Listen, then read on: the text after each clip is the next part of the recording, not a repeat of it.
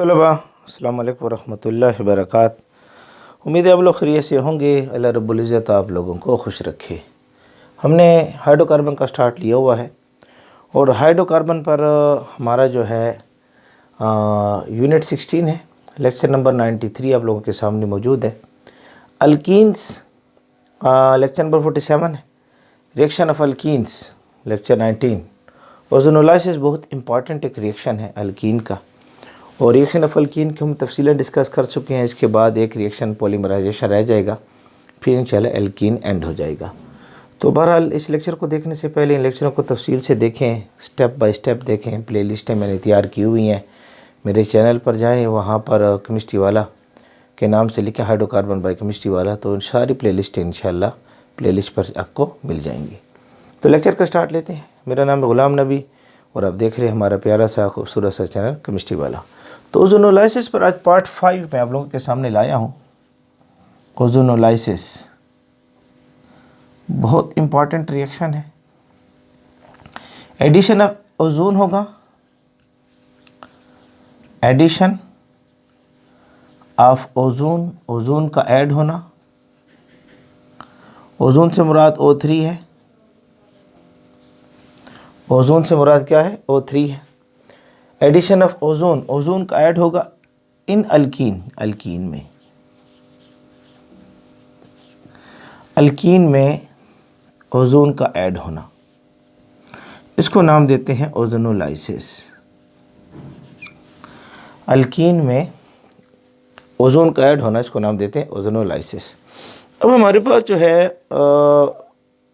इसको मैं तफसीलन देख लिया था। अगर आपको याद हो, हमने ये लिया था कि यहाँ C डबल बॉन्ड और यहाँ C डबल बॉन्ड था, और हमने ओजोन की मौजूदगी में रिएक्शन करवाया था, ओजोन की मौजूदगी में रिएक्शन करवाया था, और जिंक और H2O मौजूद थे। तो शॉर्ट ट्रिक मैंने क्या समझाई थी? शॉर्ट ट्रिक मैंने ये समझाई थी कि यहाँ से बॉन्ड क्या होगा? ब्रेक होगा, और यहाँ डबल बॉन्ड ऑक्सीजन कर दें, यहाँ डबल बॉन्ड ऑक्सीजन कर दें, ओजोन के दो ऑक्सीजन यहाँ अटैच हो जाएंगे। तो ये हो जाएगा, यहाँ पर इससे डबल बॉन्ड ऑक्सीजन करो, CH, ये हो जाएगा डबल बॉन्ड ऑक्सीजन। तो इसके दो मॉलिक्यूल बनेंगे, फॉर्मल्डिहाइड के दो मॉलिक्यूल बन रहे थे। इस तरीके से अगर हम इस जिंक को यूज़ न करें, अगर ये जिंक यूज्ड ना हो, if zinc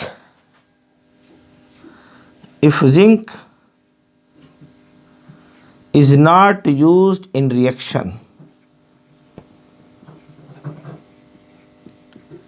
is not used in reaction, अगर इस ओजोनोलाइसिस के रिएक्शन में जिंक इस्तेमाल नहीं हो रहा, तो प्रोडक्ट कौन से बनेंगे? ये इंपॉर्टेंट सवाल है, और यही ईटा एमडीकैट आपसे पूछता है। ईटा है, एमडीकैट है, वो आपसे यहाँ प्रोडक्ट के बारे में पूछ रहा होता है। अगर जिंक इस्तेमाल नहीं करते, तब हमारे पास प्रोडक्ट कौन सा बनेगा, कौन सा प्रोडक्ट आएगा? तो मुख्तलिफ हम अल्कीन लेंगे और उसमें हम किसी ने एक प्रोडक्ट को चेक करते हैं कि हमारे पास प्रोडक्ट कौन से बनते हैं। थोड़ा सा इसको तवज्जो रखें। सूरत हाल क्या थी कि याद रख लें कि ये जो H2O था, ओजोनोलाइसिस में दो ऑक्सीजन तो यूज़ हो गए थे। एक ऑक्सीजन जो है इस H2 के साथ मिलता था, एटॉमिक ऑक्सीजन इस H2 के साथ मिलता था और बनता था H2O2, hydrogen peroxide, hydrogen peroxide. तो ये hydrogen peroxide mild oxidizing agent था। पिछले लेक्चर में समझा चुका हूँ, आप यूट्यूब पर टाइप करें इससे पहले lecture ozonolysis part 3 by chemistry वाला, तो मिल जाएगा आपको ये रिएक्शन। तो माइल्ड ऑक्सीडाइजिंग एजेंट था H2O2। इसके साथ जिंक ने रिएक्शन किया था और बनाया था zinc oxide plus H2O, zinc oxide plus H2O। तो ये माइल्ड ऑक्सीडाइजिंग एजेंट है। ये जो आपके पास अल्डिहाइड बना है ना, अल्डिहाइड, फॉर्मल्डिहाइड, फॉर्मल्डिहाइड जो आपके पास बना है, इसको ऑक्सीडाइज कर सकता है, माइल्ड ऑक्सीडाइजिंग एजेंट। जिंक अगर यूज़ नहीं करेंगे तो फॉर्मल्डिहाइड को ऑक्सीडाइज करेगा, फॉर्मल्डिहाइड को क्या करेगा, ऑक्सीडाइज करेगा। तो फॉर्मल्डिहाइड को ऑक्सीडाइज करेगा तो ऑक्सीडाइजिंग एजेंट है ये। तो प्रोडक्ट कौन से बनेंगे, इसको हमने देखना है, इसको हमने क्या करना है, देखना, थोड़ा चेक करें। लेट्स सपोज मैं यहाँ पर ले रहा हूँ CH3, C डबल बॉन्ड, यहाँ CH है, डबल बॉन्ड, सही लिख दूँ, CH3 CH double bond CH2, ठीक है। और मैंने ओजोन के साथ इसका रिएक्शन करवाया है स्टेप 1 में। स्टेप 2 में मैंने सिर्फ पानी को यूज़ किया है, जिंक को यूज़ नहीं किया। तो सूरत हाल तो वही है कि सबसे पहले जो है यहाँ पर एक चीज़ तो ये बन जाएगी, यहाँ से ये टूटेगा तो ये बन गया CH3 C double bond oxygen और H, क्योंकि यहाँ से जब ये टूटेगा तो एक ऑक्सीजन यहाँ पर अटैच हो जाएगी और एक ऑक्सीजन यहाँ पर अटैच हो जाएगी, ठीक है ना। तो ये सूरत हाल बन जाएगी। उगे भाई यहाँ से ये टूट रहा है तो यहाँ से बन रहा है C डबल बॉन्ड ऑक्सीजन, इस तरफ H और इस तरफ H, ये बन गया एसिटल्डिहाइड और ये बन गया फॉर्मल्डिहाइड, ये बन गया एसिटल्डिहाइड। इसको यहाँ लिख लो, एसिटल्डिहाइड, एसिटल्डिहाइड। और ये मैं लिखा हुआ है नाम फॉर्मल्डिहाइड, यहाँ बना है ये। अब माइल्ड ऑक्सीडाइजिंग एजेंट है, माइल्ड ऑक्सीडाइजिंग एजेंट है H2O2, क्योंकि यहाँ से तीसरी ऑक्सीजन इसके साथ मिलेगी, एटॉमिक ऑक्सीजन, और यहाँ इसके साथ बन जाएगा H2O2, हाइड्रोजन परऑक्साइड।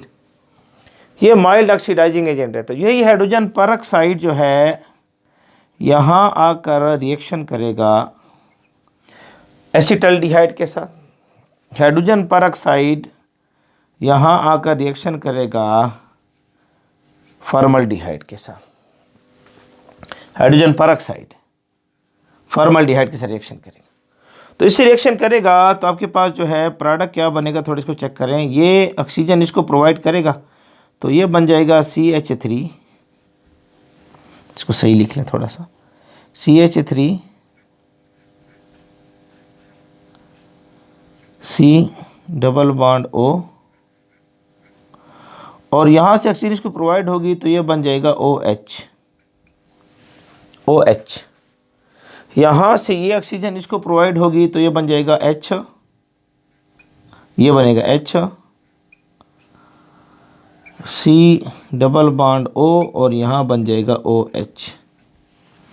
ये बन गया एसिटिक एसिड, कार्बोक्सिलिक एसिड, और ये बन गया मेथनोइक एसिड, ये बन जाएगा एसिटिक एसिड। ये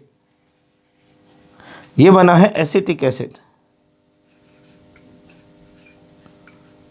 acetic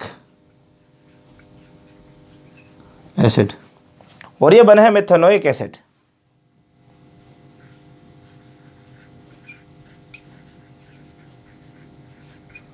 methanoic acid, carboxylic acid बन रहे हैं तो एसिटिक एसिड और मेथनोइक एसिड बनेगा। अच्छा, रिएक्शन यहाँ पर स्टॉप नहीं होगा, ये यहाँ एसिटिक एसिड तो चलो, ये जो है मेथनोइक एसिड, जो है मेथनोइक एसिड जो आपके पास बना है यहाँ, इसके साथ जो है फिर जो है ये इसके साथ ये मेथनोइक एसिड, इसके साथ फिर ये हाइड्रोजन परऑक्साइड रिएक्शन करेगा मेथनोइक एसिड के साथ, हाइड्रोजन परऑक्साइड फिर रिएक्शन करेगा इसके साथ। यहाँ पर ये जो है ये रिएक्शन यहाँ स्टॉप नहीं होगा, H2O2 आकर फिर इससे रिएक्शन करेगा और बनाएगा carbon dioxide plus water, carbon dioxide plus water. तो आपके पास ये जो आपके सामने आ रहा है ना, ये रिएक्शन, यहाँ पर जो आपके पास प्रोपीन आ रहा है, प्रोपीन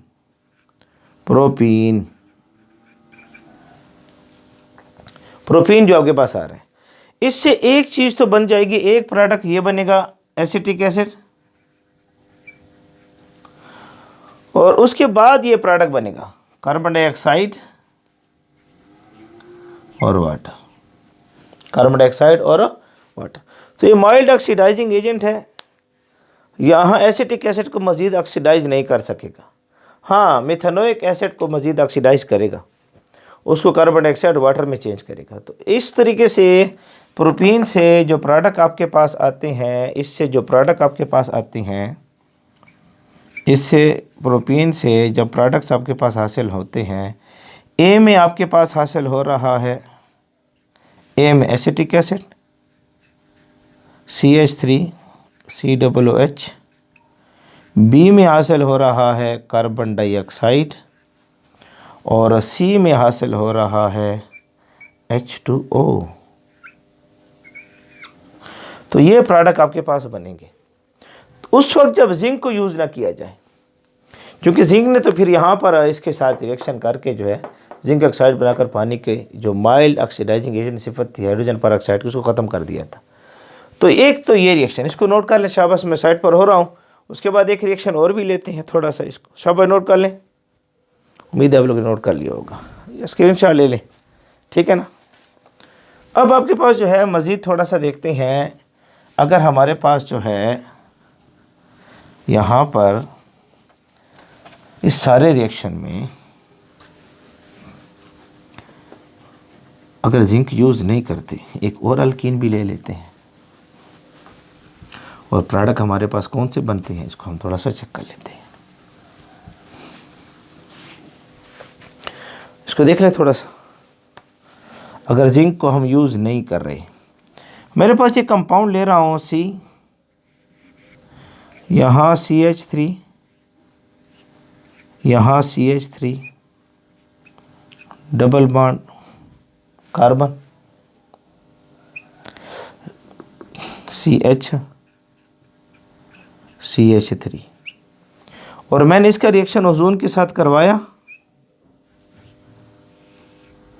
H2O की मौजूदगी में, जिंक मौजूद नहीं है, जिंक मौजूद नहीं है। हमने इसको यहाँ से काटा, यहाँ डबल बॉन्ड ऑक्सीजन, यहाँ डबल बॉन्ड ऑक्सीजन, एक तो चीज़ बन जाएगी C डबल बॉन्ड ऑक्सीजन